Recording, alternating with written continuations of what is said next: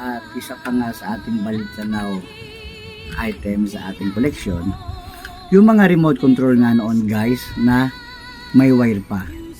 Kung saan guys, no, kadalasan noon ganito pa, yung meron pang wire na atras abante lang guys, atras abante. So susundan mo lang siya pag umabante at susundan mo ulit pag umatras.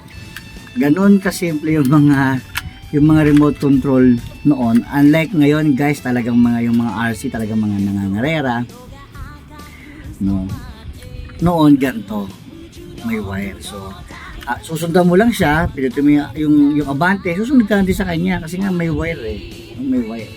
Tapos pipilitin mo yung atras, atras ka din, no. At ang kalimitan pa sa mga ginagamit na baterya noon, yung mga ganito pang mga Eveready, no. Yan, Eveready Classic, no. Ganito pa yung mga battery. Tapos yung may black pa yun, no? Ayan, ganyan. So guys, ako natutuwa kapag nakita pa yung mga ganito yung mga gantong noong mga laruan, kagamitan na nagpasaya nga sa mga batang Pinoy. Ayan, no. So kung natatandaan nyo pa nga po yung mga ganito, ayan, share ko po ulit sa inyo. At ako pinagpapasalamat sa mga kagaya nyo na tumatangkilik sa aking mga balik-tanaw